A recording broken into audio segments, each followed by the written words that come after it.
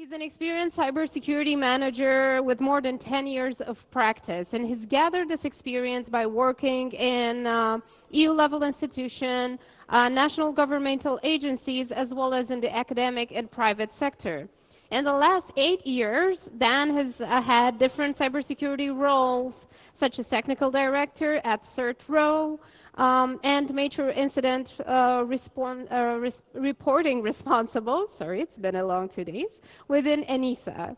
Currently, he's a security program manager for SecureWorks, and hopefully he'll help us answer one of the more challenging questions in cybersecurity, which is why haven't we solved security yet? So please welcome Dan Tofan.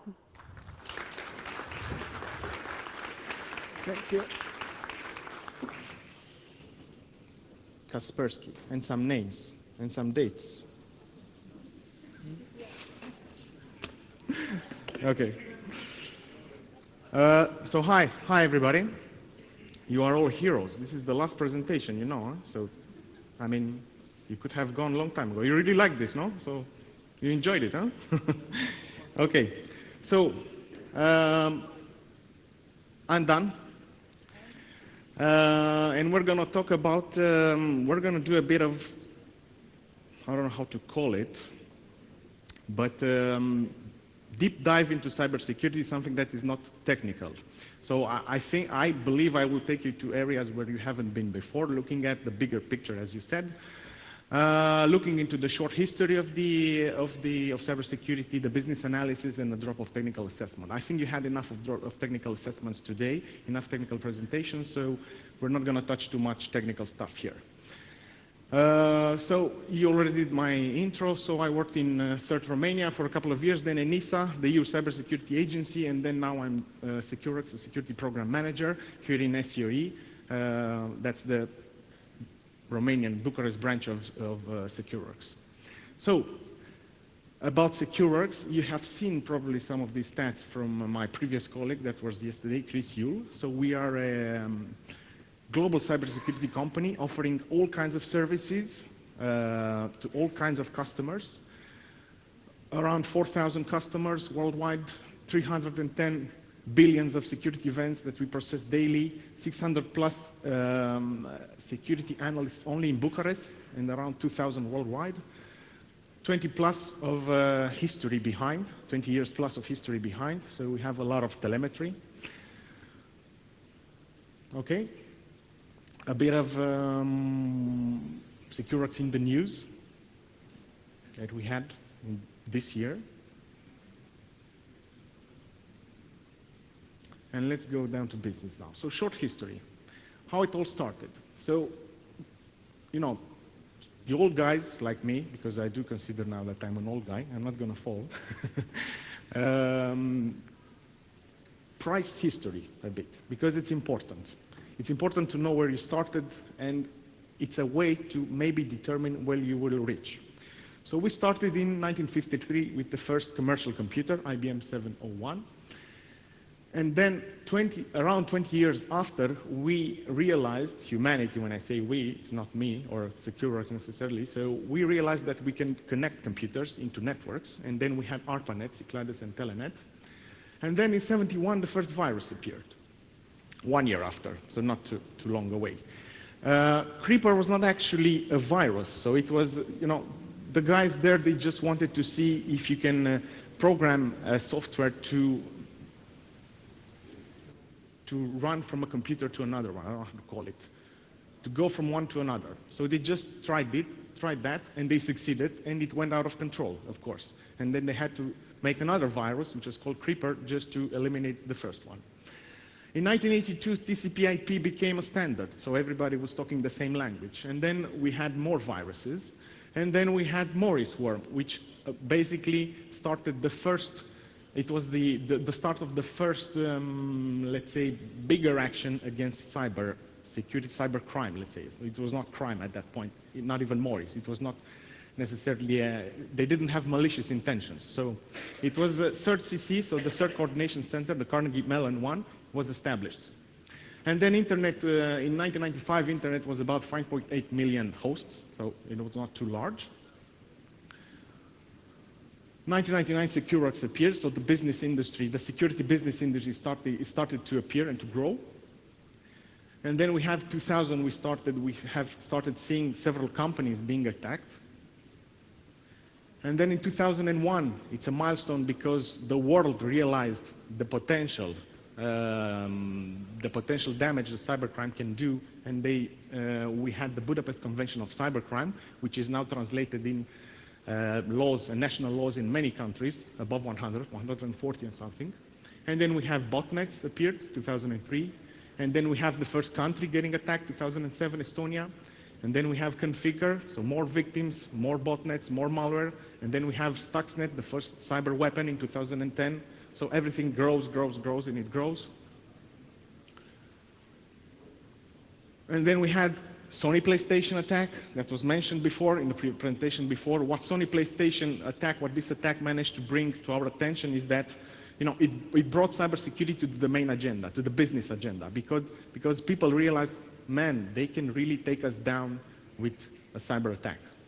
And Sony was a big company, and they still are. So, and then we had the Snowden effect. So, the whistleblowers, people starting to, revolt against injustice done by in some areas. And then we had Heartbleed bug, so what you can do with a small bug like this.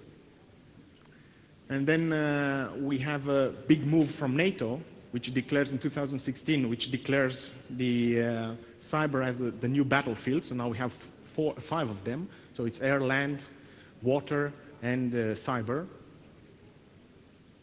And then we have Eternal Blue, so the one below, 2017. The leaked exploit from NSA, and then we have WannaCry, and then in 2018, EU first it's also a first move, not necessarily the first, but a big move in this area with the NIS directive and the GDPR.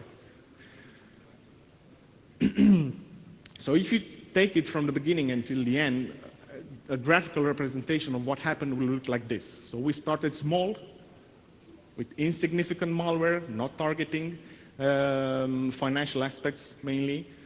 Then we go to identity theft, phishing, 2004, 2007, and then attacks becoming more complex, and then even more complex, and present day when we have keylogger, Bitcoin wallet, ransomware, cyber warfare, so we are talking about cyber warfare now, so things are becoming more and more complicated.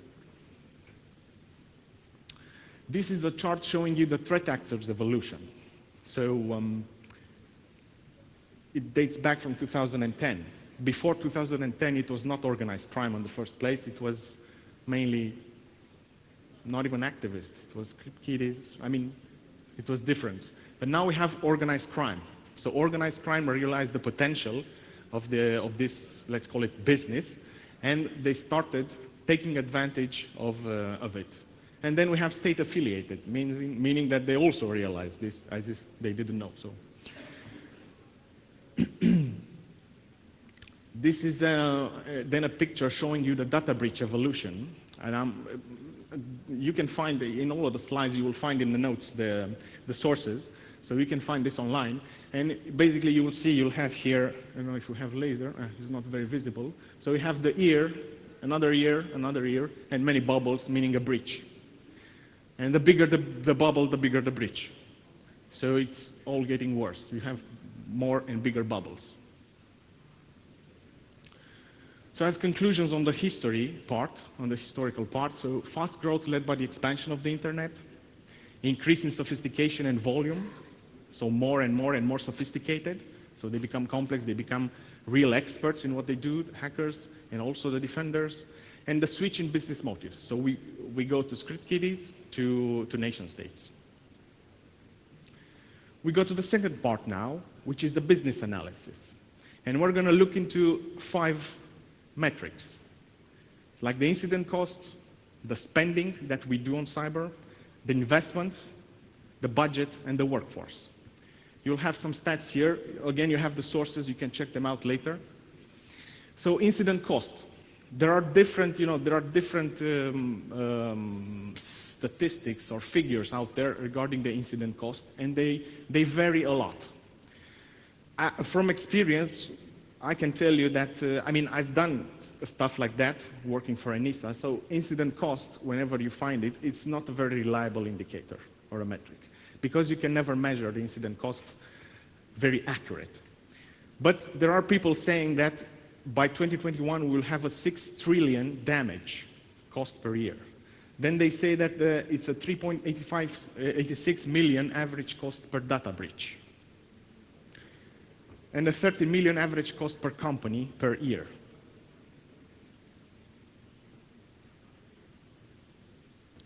This is the slide related to the incident cost.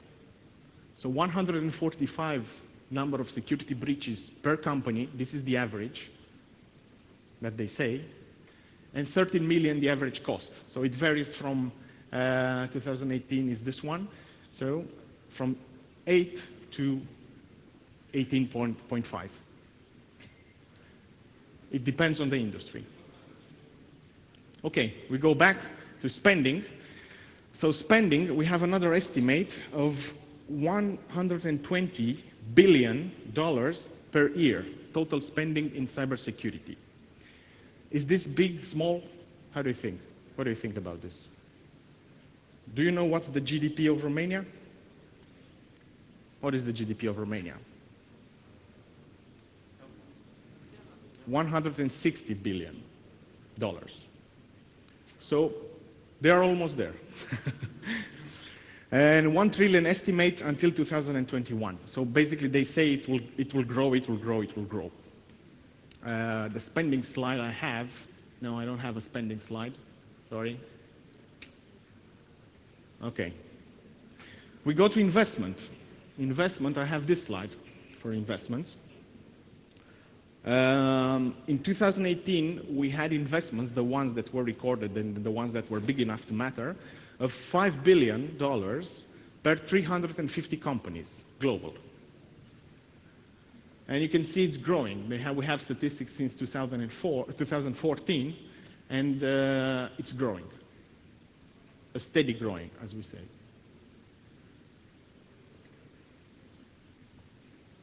Sorry. And then we go to budget. So how much do we spend on cybersecurity? And you're not going to find an accurate figure because, of course, it depends on from company to company. There are small companies, big companies, but you will find percentages out of total IT budget. And on this area, we have this slide showing you that it's up to 38% of the total IT budget that goes into cybersecurity. You will find newer sources that mention that it's even higher than the total IT budget, the cybersecurity. It depends, again, from company to company. But what we have as SecureWorks is this. It depends again on the branch of on the industry, retail being the first one, then telecom, technology, and manufacturing on the third place.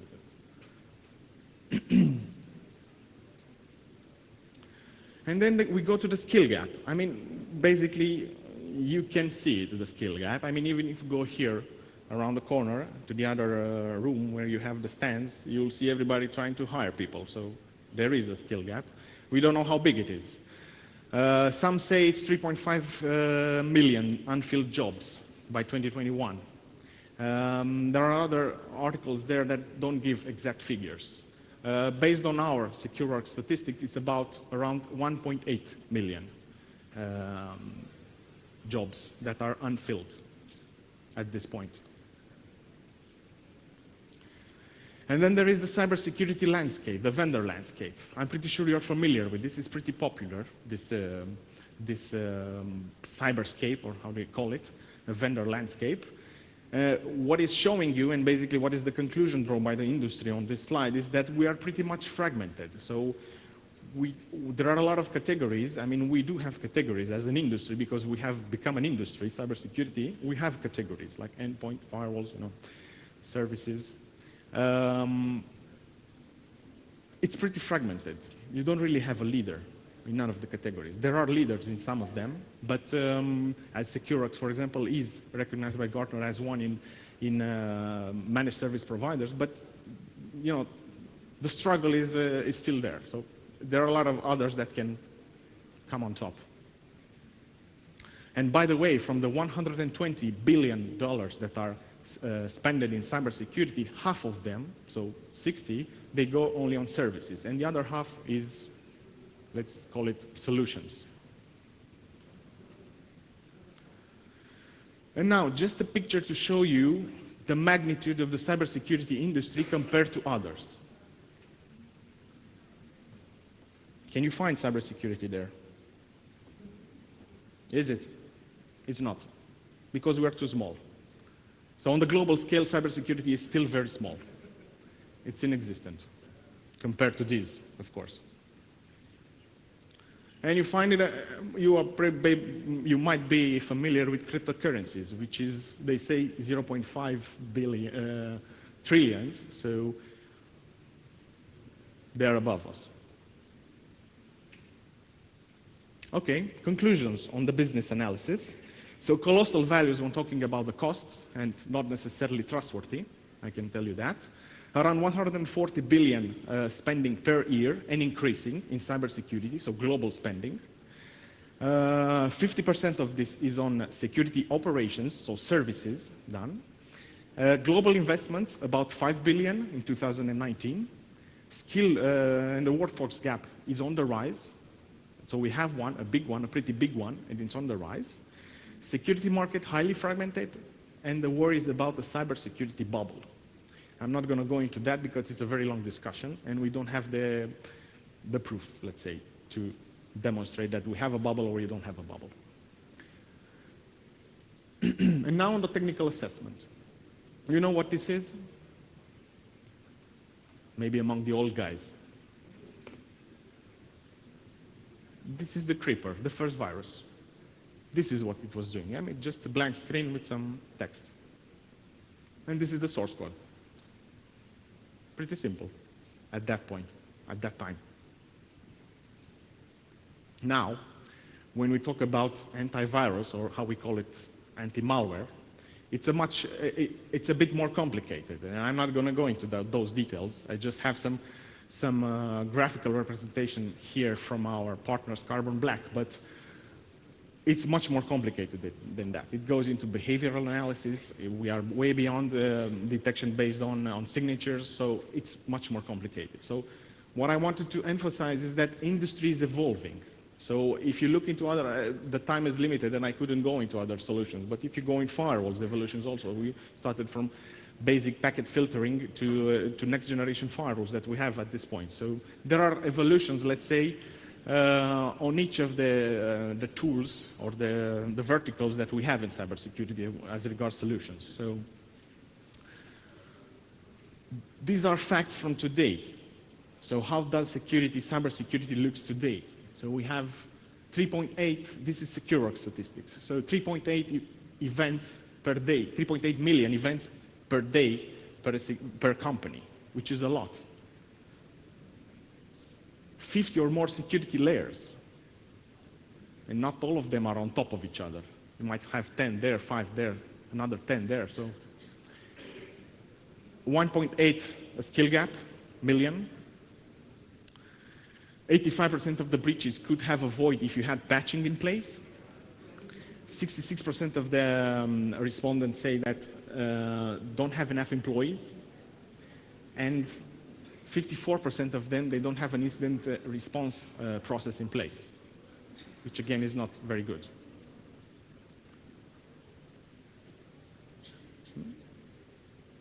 Okay. Again, cyber facts from today.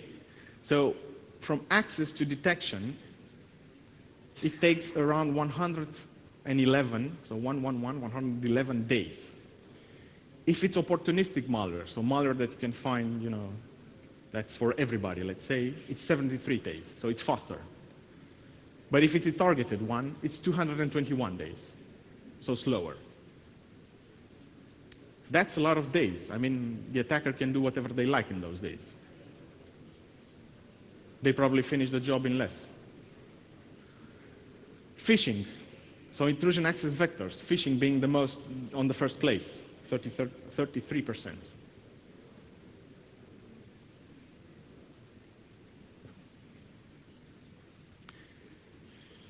who's paying the ransom? Apparently 32% of the victims pay the ransom, which is huge. And then we have 13%, the brave ones, that don't pay and they lost the data. And the smart ones, that refuse to pay but recover the data. So statistically speaking, not paying the ransom pays better, because you might be in the 54% one. But what is amazing is that 32% of the victims, they pay the ransom. And then we have, so we are at the chapter where we discuss about the technical assessment. So there are voices mentioning that we have kind of stopped evolving in cybersecurity for some years now, because the technologies have reached maturity and there's nowhere else to go. So then we have to borrow technology from outside, and then we go to artificial intelligence, machine learning, and quantum computing. And what is surprising is that it works in artificial intelligence. So there is a study here done on the use cases for artificial intelligence, and amazingly, cybersecurity was in the 3rd place. So what do you think we use artificial intelligence for? Any ideas?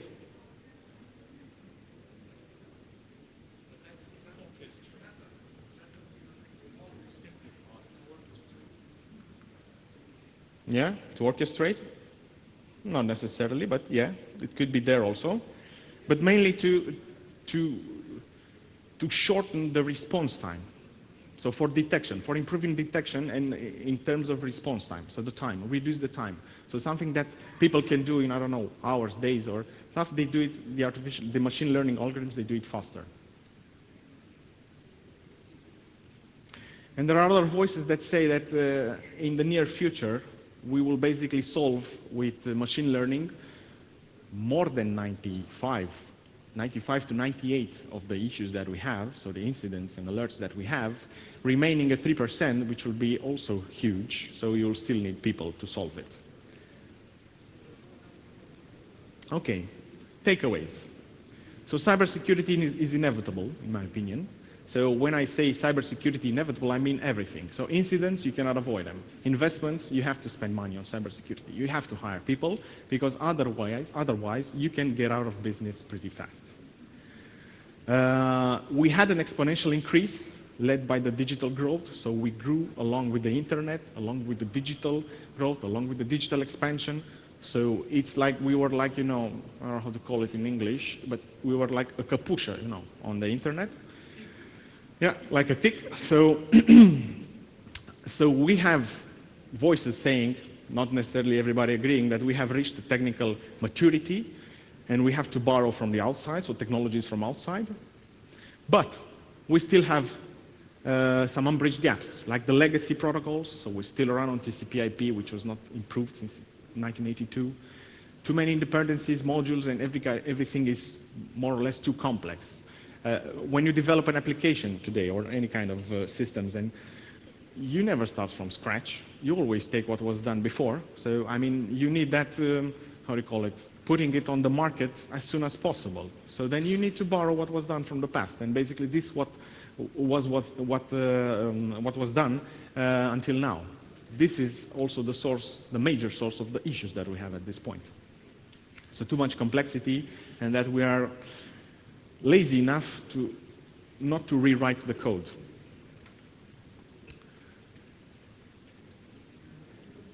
So in this, we almost have, think about it, we almost have 50 years of history in cybersecurity. It's 48. So in next year, or something like that, we will have 50 years of history from cybersecurity. Tremendous number. So we have grown a lot. We have grown a lot, more than the other industries, IT-related industries, maybe.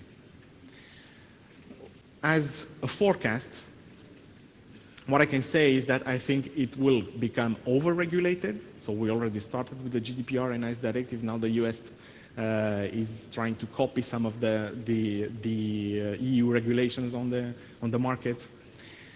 Products and services will have to become more affordable for the masses, because cybersecurity, I mean, having incidents, having issues is disturbing. So you need to eliminate that. it's disturbing for the business, it's disturbing for your personal life, it's disturbing for everybody. So you need to remove. So then you have to give to the masses tools to protect themselves, and they have to become cheaper. Very unlikely that new revolutionary technologies will be developed strictly related to cybersecurity, but we could have a big impact from quantum computing and from machine learning.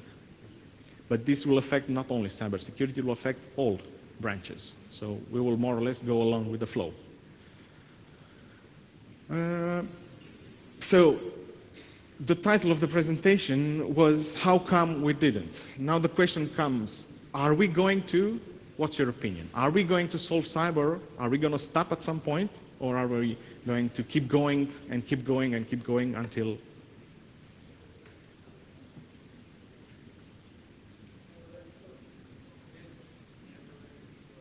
Probably. Probably like this. That's all I had to say. Thank you. Thank you, Dan.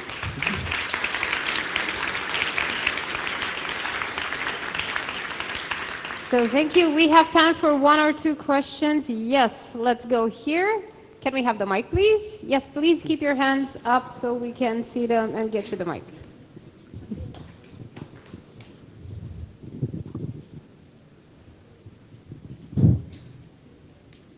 Oh, so I'm the first. Please stand up so we can see you in the speaker as well. Can you go back, please, to the investment slide that you displayed earlier? Yeah, investment slides, please. Sorry. Show me the investment. There was this decrease on 2016 versus 2015. Why do you think this happened, and is there any chance that this will happen again? Well, I don't have the answer. Let me go to that slide. That's the one. Yeah, so here. Yeah, I don't have the answer on that. I didn't go as much as that into details. So I just wanted to bring out the facts and, you know, emphasize on certain stuff. I don't know, we can search it together Monday. We'll do that. Thank you very much. Okay. Next question, here in the front, and then we'll take a last one after that. Yo. First and foremost, thank you for your presentation. And I would like to ask your opinion, your thoughts in regards to the gap, the skill gap that we currently have in the cybersecurity. If you have any suggestions or thoughts for someone who wants to start a career in cybersecurity. Well, the gap is clearly visible, as I mentioned. So, I mean, SecureWorks, if you search online for a job, you'll probably see SecureWorks announcements every day. So we have like a continuous flow of people that we need. So we constantly need people. The gap is there. I believe at this point, even in Romania, I mean, when I started cybersecurity in 2010, doing one Cert Romania, we did not have such a big community. We did not have such big opportunities, and we did not have such good courses. I mean, basically you can do whatever you like on security now in Romania. We didn't have that in the past. I think there are a lot of opportunities, and if somebody wants to learn cybersecurity, this is the right place. Could be one of the right places, not the right place, but one of the right places. So there is hope, let's say. So you can do it. In Romania, you can do it at this point. You don't need to go outside. So I think we're done with that, going outside. I mean, I was outside and I'm done. So. Cool. One last question here, please, the mic. You said something about gap skills and so on. It's well known that one of the most important vulnerabilities... I cannot hear you very well. It's well known that one of the most important vulnerabilities sits between chair and keyboard, and then it's called human factor. Can you repeat, please? Sorry. It's well known that the main vulnerability, or one of the most important vulnerability, sits between chair and keyboard, and it's called human factor. Human factor. So, do you have some figures or strategy-related awareness because one of the most important preventive control is related awareness. Yeah. And not only for the specialists, and also for usual users. Yeah, I didn't bring anything on that, but look, in my opinion, it goes like this. You can never change humans. I mean, you can change humans, but you can change them a bit. You have to take them as they are. Technology has to become, I don't know how to call it, there is no word for that. So it has to become easy to use and secure by default and by design. So you cannot blame the human for clicking a link. I mean, you can blame some of them, but not all of them. So, I mean, you cannot blame my mother for doing this. There's no way you can do that. You can maybe blame me, but my mother, no. So. Cool. Thank you so much, Dan. Thank you. Thank you also.